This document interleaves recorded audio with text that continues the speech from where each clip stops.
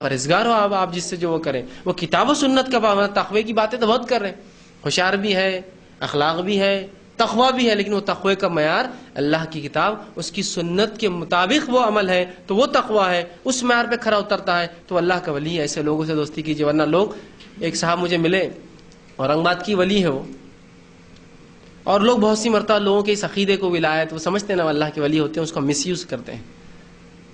تو وہ مجھے کہنے لگے ہمارے پیر کے پاس کبھی آئیے فیض بھائی، آپ بہت بگڑ گئے ہیں، بھٹک گئے ہیں، وہ آپ کی اصلاح کریں گے. میں نے کہا انشاءاللہ اچھی بات ہے، لوگ اگر ہماری اصلاح کرنا چاہتے ہیں، ہم خوش ہوتے ہیں کہ لوگ ہمیں بلائیں. ہم تو چاہتے ہیں دروازے کھلے، اصلاح کی غلطی ہوتی ہے انسان سے، ہم بھی ہو سکتا ہے آپ.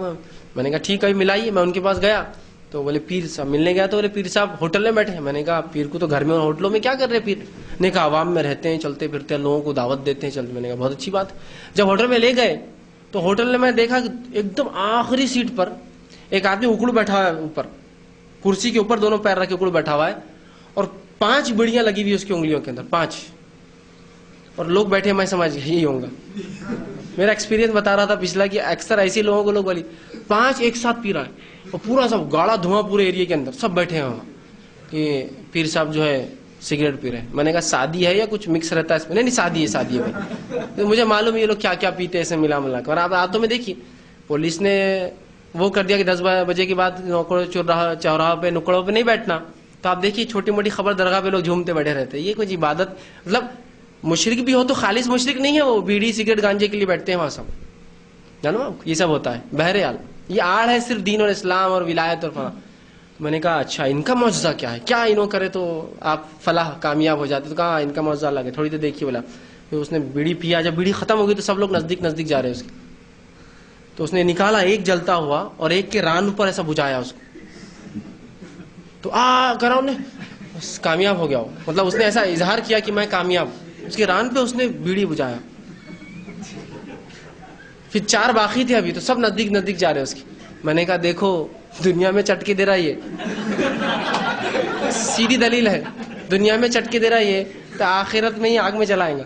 اس لیے کہ نبی اکرم صلی اللہ علیہ وسلم کی حدیث ہے کہ آگ کا عذاب دینا آگ کے رب کے علاوہ کسی کو اجازت نہیں ہے. اسلامی شریعت نے بھی جب وہ لوگوں کو جو مجرم ہوتے ملزم ہوتے جو اسلامک اسٹیٹ کے خلاف بغاوت کرتے، کبھی کسی کو آگ میں نہیں جلایا گیا.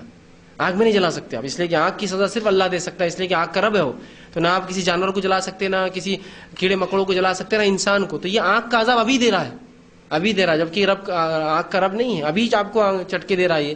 تو آخرت میں تو یہ کیا کرنے والا ہے. اس لیے کہ نبی اکرم صلی اللہ علیہ وسلم کے پاس لوگ پریشانی میں آتے ہیں، پریشانی دور کر دیں. اس کے بعد آپ اچھے خاصے آ رہے پینٹ پہن کر، وہ سوراخ کر دیتا اس میں، چٹکا لگ رہا مانڈی پر، پینٹ میں ایک سوراخ ہو رہا، مال ضائع ہو رہا، تکلیف ہو رہی انسان کو. یہ کبھی بھی اسلام نہیں ہو سکتا. کبھی بھی ایک بد دماغ آدمی بولے گا یہ اسلام نہیں ہے. تو آپ نے ایسے کو متقی نہیں، واقعی میں تقوی والا ہو، جو کتاب و سنت کے مطابق ہو، بدعتی اور خرافاتی نہ ہو. ورنہ بدعتی اور خرافاتی پہ جب اللہ رب العزت اس کی نحوست ہوتی ہے نا، اس کی ظاہر سی بات ہے مشرک ہے، بدعتی خرافاتی نحوست منحوس ہوتے ہیں اس اعتبار سے کہ وہ غلط کام کرنے سے ان کے اوپر شیطان حاوی ہو جاتا ہے، ان پہ رحمت کے فرشتے نہیں ہوتے، ان کے لیے دعائیں نہیں ہوتی ہے، منحوس ہوتے ہیں. تو ان کی نحوست ہم کو بھی لگ جاتی ہے. کبھی ان کے ساتھ رہیں گے تو ان کو اللہ سزا دیں گا، تو آپ اس کی گاڑی بیٹھے، اس کو اللہ سزا دیا تو آپ ہی گرتے پیچھے اس کی. تو آپ ساتھ کیوں ایسے احمق ایسے انسان کے جو بدعتی ہے خرافاتی ہے؟ اس لیے کہ اللہ جب اس کو عذاب دیں گا تو آپ کو بھی تکلیف ہوں گی. تو لہٰذا ایسے لوگوں سے آپ پرہیز کیجیے. تو یہ 4 ادب آپ لحاظ رکھیں، عقل مند اور دانا ہو، احمق نہ ہو. دوسرا وہ جو ہے اچھے اخلاق کا حامل ہو، برے اخلاق کا حامل نہ ہو. تیسرا وہ متقی پرہیزگار ہو، ٹھیک ہے. اور چوتھا کتاب و سنت کا پابند ہو، بدعتی اور خرافاتی نہ ہو. تو یہ 4 چیزوں کا لحاظ رکھیں، اللہ سے محبت اور اللہ کے لیے نفرت، اللہ کے لیے دوستی، اللہ کے لیے دشمنی، اللہ کے لیے دینا، اللہ کے لیے روکنا، اللہ کے لیے ملنا، اللہ کے لیے نہ ملنا. اس کا یہ اصول رکھیے. انشاءاللہ اس دوستی کے اب کچھ، یہ تو ادب تھے، اب کچھ اس کے شرائط